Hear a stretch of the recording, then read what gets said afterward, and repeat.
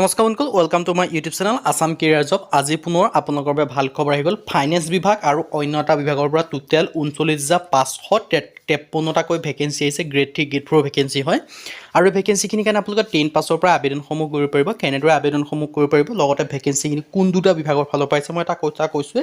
এটা বিভাগ হৈছে ফাইনেন্স বিভাগ, মানে অসমৰ বিত্ত বিভাগৰ ফালৰ পৰা আহিছে, লগতে অন্য আৰু এটা বিভাগৰ পৰা আহিছে। সেইকাৰণে আপোনালোকে দুইটা বিভাগৰ ভেকেঞ্চিখিনি ভিডিঅ'টো শেষলৈকে চাব, তেতিয়া দুইটা বিভাগৰ ভেকেঞ্চিখিনিৰ কথা গম পাব। এটা বিভাগ চাই স্কিপ কৰি নিদিব, তেতিয়া আপোনালোকে সকলোখিনি কথা গম নাপাব।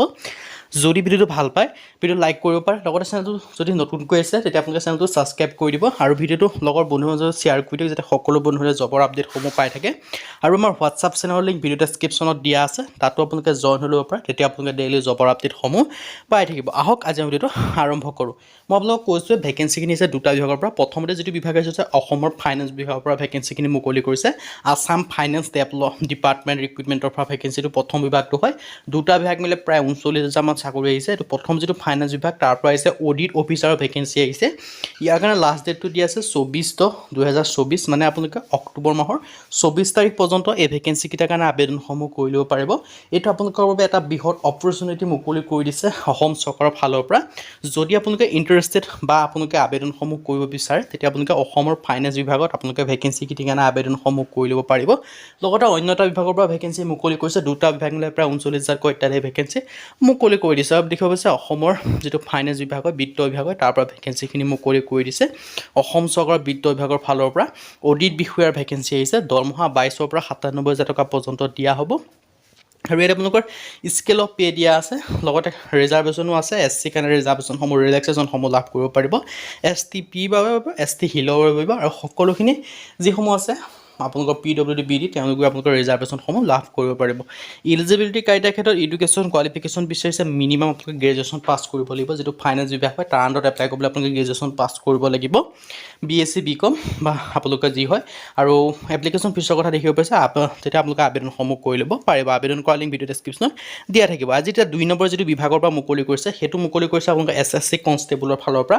ইয়াত আপোনালোকৰ টোটেল ভেকেঞ্চি আছে 39,481টাকৈ ভেকেঞ্চি হয়। আৰু লাষ্ট ডেটটো দি আছে 14/10/2024, মানে অক্টোবৰ মাহৰ 14 তাৰিখ পৰ্যন্ত আপোনালোকে ভেকেঞ্চিখিনিৰ কাৰণে আবেদনসমূহ কৰিব পাৰিব। এইটো আপোনালোকৰ এটা বৃহৎ অপৰচুনিটি মুকলি কৰিলে SSC ফালৰ পৰা।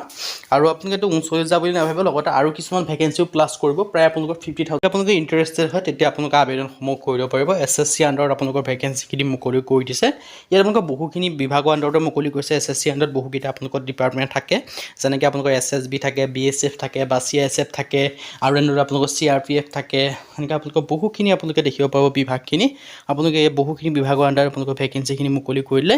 39,481কৈ আপোনালোকৰ ভেকেঞ্চি মুকলি কৰি দিলে। যদি আপোনালোকে ইণ্টাৰেষ্টেড হয় বা আপোনালোকে আবেদনসমূহ কৰিব বিচাৰে, আপোনালোকে আবেদনসমূহ কৰি ল'ব পাৰিব।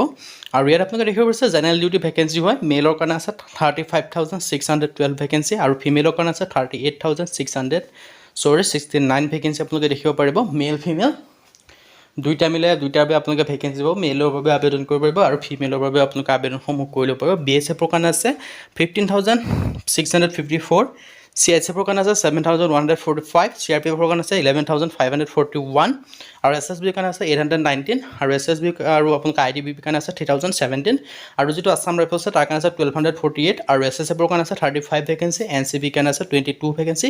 টোটেল ভেকেঞ্চি আছে 39,481, আৰু পে' লেভেল আপোনালোকৰ 21,700 পৰা 69,100 পৰ্যন্ত আপোনালোকক দিয়া হ'ব। আৰু নেশ্যনেলিটি আপোনালোকে ইণ্ডিয়ান হ'ব লাগিব। এজ লিমিট 18 পৰা 23 বছৰ, লগতে এজ ৰিলেক্সেশ্যনসমূহ লাভ কৰিব। SC SC কাৰণে 5 বছৰ, 28 বছৰলৈকে আবেদন কৰিব পাৰিব। OBC কাৰণে 3 বছৰ, আপোনালোকে 26 বছৰলৈকে পাৰিব। আৰু ইয়াত আপোনালোকে দেখিব পাৰিছে এক্স ছাৰ্ভিচমেনৰ বাবে 3 বছৰ, তেওঁলোকৰ 26 বছৰলৈকে আবেদনসমূহ কৰি ল'ব পাৰিব।